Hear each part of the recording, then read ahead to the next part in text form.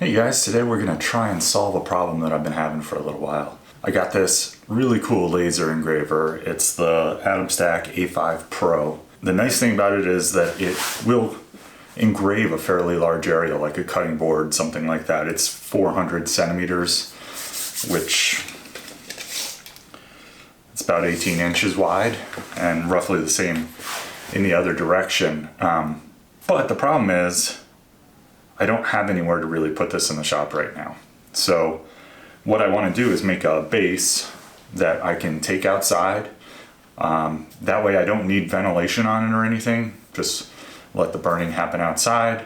But then when I bring it in, it's not taking up such a large vertical or horizontal surface. So we're going to mount it to the wall. You guys know that I love French cleats, so those will be coming up too. Anyway, this is a super quick project. I just figured I'd document it as I went, and then show you guys how useful it is to have that permanent base on the bottom. So we'll get this out of the way to start with. I've already cut all my pieces, and I might throw in some video of that as we go along, but essentially, in order for this to both support itself nicely and stand off from the French cleat wall, I've got a couple of extra pieces here that I'm going to use, and then the part that'll actually attach to the cleat. I think first I'm just going to clean this edge up a little, hit it with the sander before we start attaching.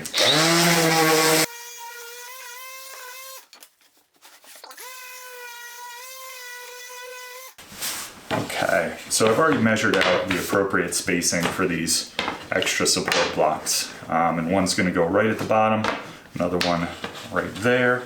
This is based on the distance between the cleats that are on my wall. So now we're just going to get out a little bit of glue. I'm using Type-On 3, but that doesn't really matter because this isn't going to be out in the weather, hopefully. I don't want the laser engraver out in the weather. And this is probably not a necessary step, but it never hurts to both glue and screw things, in my opinion. Unless you're thinking you might take it apart later, and then that obviously makes it more difficult. You can actually tell, I don't know if you can see it up close, but this piece has already been removed from something that had glue on it.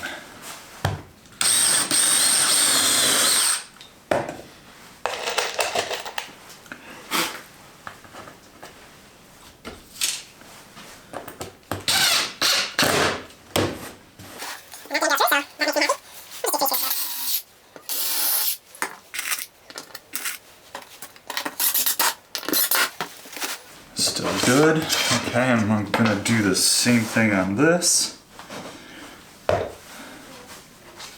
Actually, I'm only gonna do the holes on this piece this time.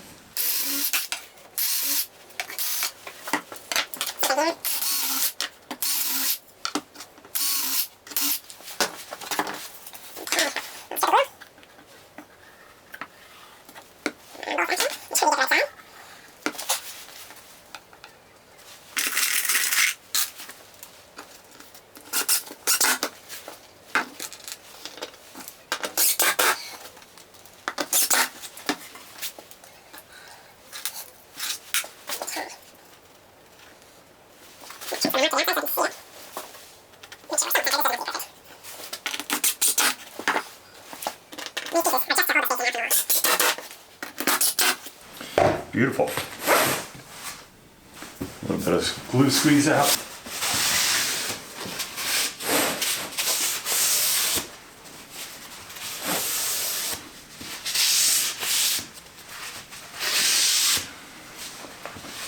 Okay. Nice. I'll hit this side.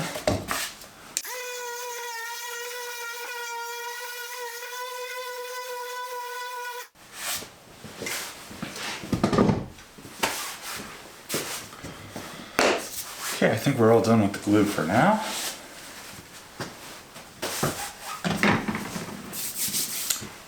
So the next piece is going to be to install these little blocks that I made. And that's going to be just one for each of the feet of the laser engraver here. So I'm going to line up where these should go.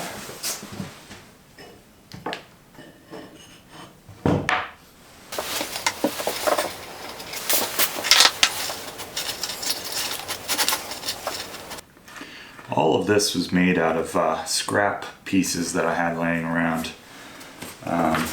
This plywood happened to be the closest to the size that I wanted. So it doesn't have a ton of extra room, but I probably would have cut it to a similar size had I had the opportunity. So I think I am going to mark out where these are.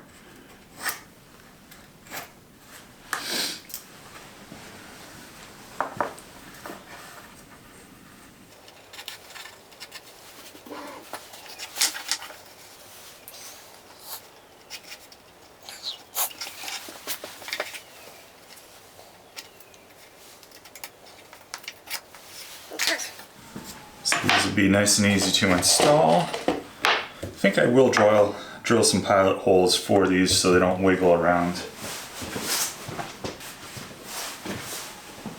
I picked a fairly small bit, 7/64. Come on, Ryobi.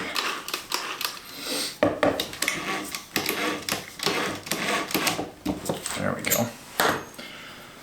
This drill has seen a lot of use. Chuck lock doesn't quite work that well anymore.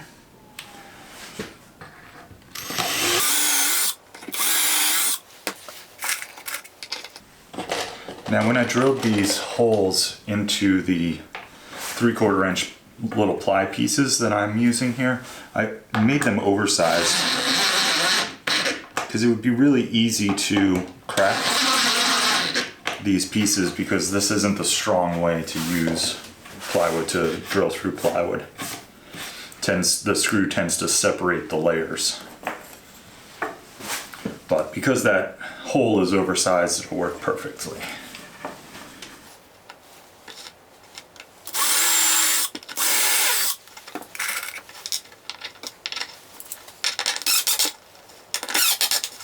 I'm also not really tightening these down super hard, just tight enough.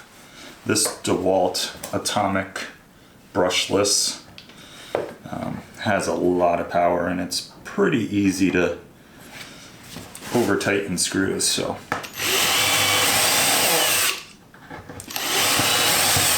just something you have to be aware of when you're using it.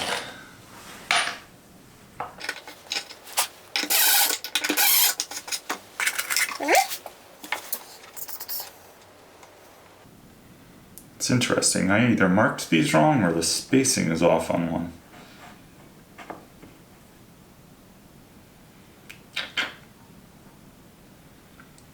Oh, I might have gone on the wrong side of one.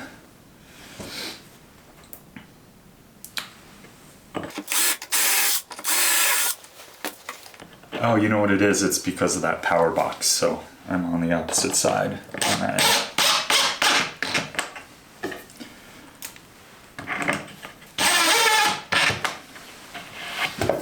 Okay,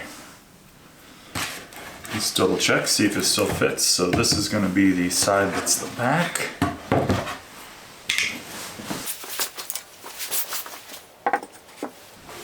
Perfect.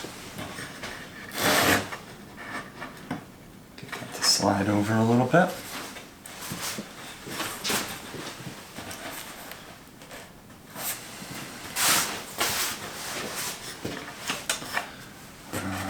I'm loving it.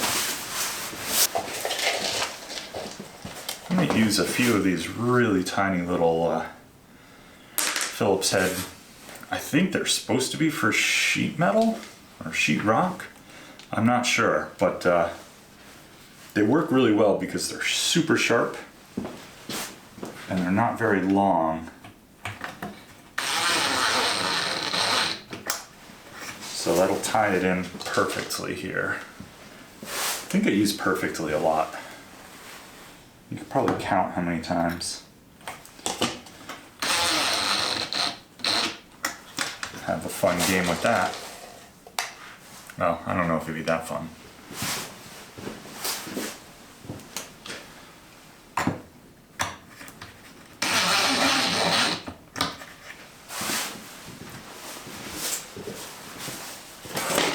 Last one.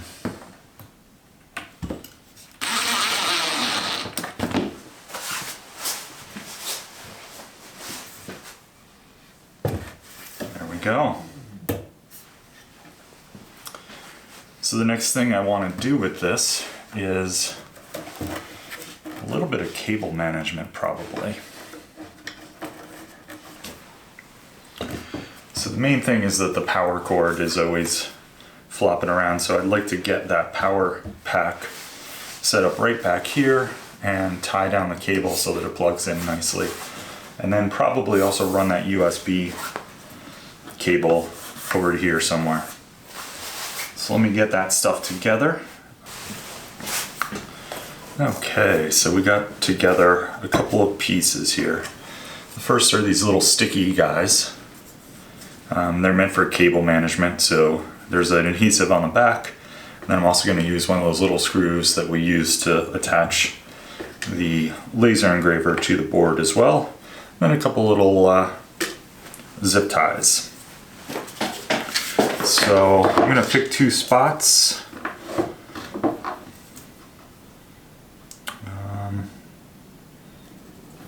And then I'm just going to mark them with my pencil just so I know the area. And this is probably overkill, but anytime you're working with adhesives, it always helps to clean up the surface just a little bit. So I've got some isopropyl alcohol. That'll get any residue that's on there off.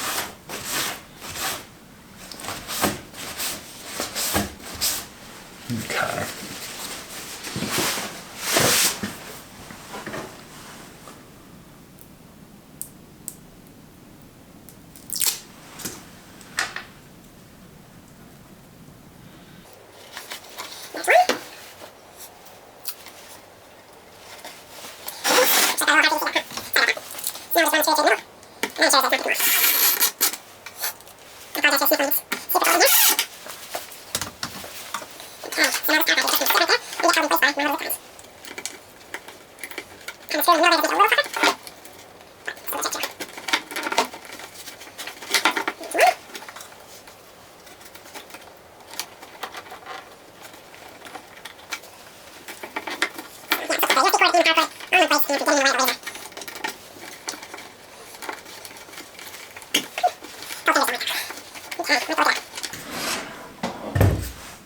So it's nice and easy. Carry this entire platform somewhere, set it up on some sawhorses outside, or just pull it off the wall and use it here on the assembly table. And when it's not in use,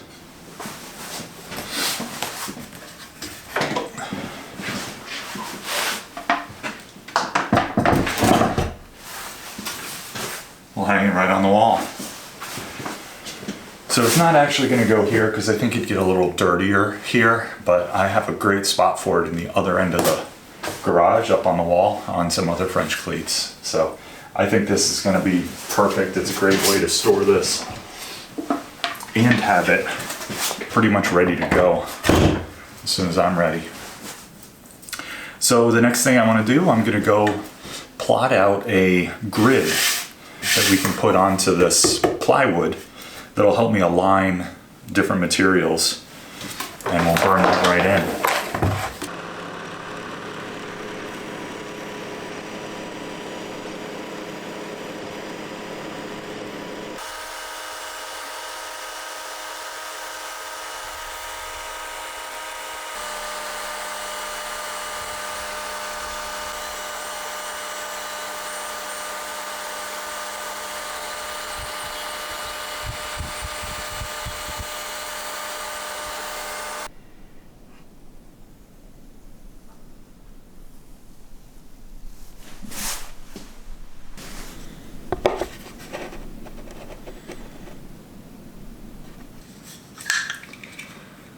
Well guys, we're all done with this project. I mentioned it was going to be a quick one, a couple of hours between cutting pieces, mapping out my alignment grid on the software, and then getting it burned into the scrap wood here. And we're looking great. So now I'm going to be able to take whatever piece I'm trying to burn, line it up perfectly on the grid. That was me saying perfectly again. And then use that to frame the art that I'm sending from the laptop to the laser engraver. So overall, really happy with this project. It's one of those things that just makes my life easier, which is something that I always enjoy. Anytime I can save my future self some time, I'm happy to do that. So if you enjoyed this, please subscribe, hit the like button. If you guys have any comments, things that I should have tried or that I could do to enhance this, please let me know. I'd love to hear from you.